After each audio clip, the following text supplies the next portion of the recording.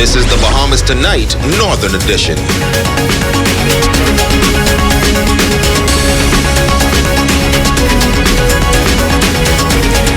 This is the Bahamas Tonight, the Northern Edition. Good evening all, I'm Shashina Wolf-Farquharson. As always, it is so great to have you with us. Topping news this evening, there is a sign that the local economy may be headed in a positive direction. At least that's the view of the merchants in the Port Lakaya Market Square. The shopping mecca had its share of damage and other challenges following Hurricane Dorian. But the business owners say recent holiday sales have given them a sense of hope. Jamila Mizik has our top story. The Port Lucaya Marketplace officially reopened in October and has been making a rebound post-Superstorm Dorian. Our news team spoke to a few of those businesses in the marketplace who all agreed that this Christmas holiday season was a great one. It was a heavy task opening after Hurricane Dorian. However, when we opened for Christmas, it was super fantastic, whereas we had locals coming in every day, shopping non-stop. So it was really exciting to know that, our locals were feeling the Christmas with us and Pandora. It was pretty good. I had expected us to maybe take on a little bit lull in considerations to former years past, but fortunately for us, it wasn't so. I mean, the Grand Bahamian public showed up for us, and we were grateful and happy that, they were able to come and patronize us as they usually do every year. So it was fantastic. I can't complain. Christmas was over the top. It was very good. I tell you, very, very good. Maybe because of Dorian, the people needed a pick-me-up, but they were shopping, which was a good thing. Basically, we've had a pretty good rush this off-season, this holiday season. A lot of Bahamians came out and supported us, and as well as other vendors in the marketplace. So we really appreciate the Grand Bahamians that came out and did so. And then we also started seeing some tourists as well. And here's what they say they have in store for 2020. We're looking forward to working closer with our customers, building a customer clientele, whereas when we have our promotions, we'll be able to give that information out to the public and letting them know that, that we are having our great Pandora promotions, and we want you to come in and get your savings during that time. We are introducing new product pretty much almost every week now. Going into, Valentine's is the next date up. We have extended our diamond selection, and so we're looking forward to showing everybody what we have new in diamonds for them this season. We are looking at new product lines, and of course, some old product lines may fall to the wayside. So look out for us for specials, for good deals on product that we may not be going forward with. We always try to update, and we always try to do new things. So that's no change for 2020. Hurricane Dorian or not, we're going to move forward. We're going to be better and try to be better every day. Jamila Mizik, ZNS Network News. Well, as the island of Grand Bahama works to recover from Hurricane Dorian, the island's tourism product has something to brag about. One of the island's dive adventure properties has been singled out for a big award. And as Megan Shepard tells us, operators say they hope that it is a sign of bigger and better to come. UNESCO here on Grand Bahama, celebrating a major accomplishment at the close of 2019. The tour company, which offers a variety of diving and dolphin experiences, was recently awarded the leading tour operator of the Caribbean 2018-2019. General Manager Linda Osborne says it was an amazing way to close out 2019 after facing some challenges post-Hurricane Dorian. It was fantastic. I mean, we all want good news, and to have that good news fall right at the end of the year, it really gives us a positive start to 2020, and we're looking for great things this year, island-wide. The award is based on guest feedback and customer service. Osborne says that staff at UNESCO love what they do, and that translates to memorable experiences for each guest. We've always strived to give the guest a lifetime, a memory for a lifetime experience.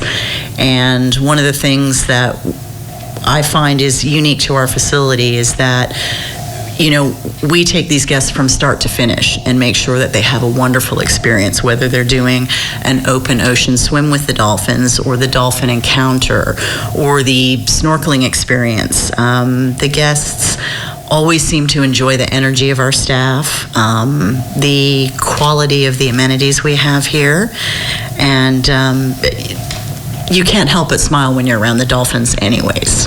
Now, following Hurricane Dorian, Osborne says they suffered minimal damage. But being a tourist-based company, they still face some challenges due to other circumstances on the island. We've been very fortunate in that our industry partners, and speaking specifically to Carnival, we're really, really intent on getting us back and operational as soon as possible. We started having ship calls again in the middle of October. Fortunately for us at UNEXO, our damage from the hurricane was not as bad as in other parts of the island. We did have some dock damage, but nothing that was going to hinder us from operating. So we have been doing dolphin programs and back scuba diving since the middle of October. Going forward, she had this message of encouragement for Grand Bahamians. Wishing everyone the best in 2020, all of us in Grand Bahama, and hoping that more things like this award is forthcoming for us and for all of us in Grand Bahama. Megan Shepard, ZNS Network News. And there is some more good news for Grand Bahamians as the Freeport Post Office is now fully up and running. The postal facility is still in need of repairs, but some work has been done to ensure that residents are able to receive their mail. Officer in charge of the Freeport office, Lauren Maycock, says they received over 200 boxes of mail from New Providence. Just in time for Christmas, but staff were in here. We were here preparing, and we got mails from Nassau, so we were preparing, sorting the mails and placing them in the boxes. So when we reopened on the 16th, everybody had their mails in the boxes. Everything goes into Nassau, directly into Nassau. Nassau then forward them on to Freeport. Everything was sent, and we have no backload. Everything was sent from Nassau, and everything to date has been sorted. So I know customers were excited to have their mails in their boxes. Insurance companies, banks, and everything, they're all excited to we are back in service. All of the other post offices on the island are open, with the exception of the post office in East Grand Bahama. Maycock says to this day, many residents still depend on postal services. Persons who are not computer savvy and all stuff, so they still depend on the post office. They purchase their stamps. There are a lot of persons who are still old-fashioned and they prefer mailing their cards and everything for Christmas. So, that's a service that I discovered that's a service that's really important. In other news, the 1 cent coin to be discontinued in the country. The Central Bank of the Bahamas commissioned a study in 2018 to examine the need for the issuance of the 1 cent coin, including its use, demand, and the cost of producing and distributing the penny. Well, a decision has been made and the process is set to begin at the end of the month. Italia Hall has more details. The 1 cent coin will be eliminated as of December 31st, 2020. And when that happens, the 5 cent coin will be the lowest denomination issued. Electronic payments made by debit and credit cards will not be affected by this initiative. However, cash payments will be rounded off to the nearest 5 cents. 1 and 2 would be rounded down to 0. For example, $4.21 becomes $4.20. 3 and 4 would be rounded up to 5. $7.23 becomes $7.25. 6 and 7 would be rounded down to 5. $15.67 becomes $15.65. 8 and 9 would be rounded up to 10. $27.89 becomes $27.90. Rounding off will only take place on the total bill, not on individual prices. The Central Bank of the Bahamas advises that prices should not be changed in advance, and existing price points, such as with items priced at 99 cents, should remain. Rounding should take place after the VAT is calculated on a bill and only when the customer is paying the total amount of an invoice in cash or paying the balance of an invoice in cash. If the customer is paying the total bill with cash and card, an amount rounded to the nearest 5 cents should be paid in cash and the remaining amount paid by card. January 31st is set as the last issuance of the 1 cent coin, but the 1 cent coin may still be used as a medium of exchange in the Bahamas up until December 30th, 2020. Effective December 31st, 2020, the 1 cent coin will no longer be considered legal tender in the Bahamas. However, it will continue to be redeemed at central bank partner locations up until June 30th, 2021. According to the central bank, merchants can stop distributing the 1 cent coin now if they like, but will have to switch to the rounding system. The 1 cent Bahamian coin has been in circulation since 1966. Reports say the Bahamian penny has lost around 90% of its purchasing power over the years.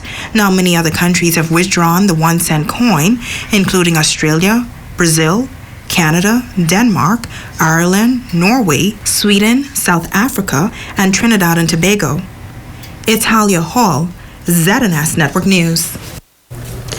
Now to news from immigration. 4 Haitian nationals arrested by police in the area of the Fiesta Mail this weekend have since been charged before the court for illegal landing. Yuncel Moise, Rodney Sheriska, Eugene Prophet, and Blandine Dorval were arraigned before Deputy Chief Magistrate Debbie Ferguson and pled guilty to the offense. They were all convicted and fined $300 or in default of payment, ordered to serve 1 year in prison. All of the defendants were ordered to be deported to Haiti upon payment of fines or after serving their custodial sentences. Reports say police officers were on routine patrol at the Fiesta Mail earlier this week and observed the 4 Haitian nationals acting suspiciously. They were questioned and were unable to produce proof of their legal status in the country. They were then arrested and cautioned. Immigration officials later determined that the 4 entered the country illegally by boat. And reports say records show that Dorval is a repeat offender who was arrested and deported to Haiti on 2 previous occasions. Stay with us, there's more news on the other side of the break.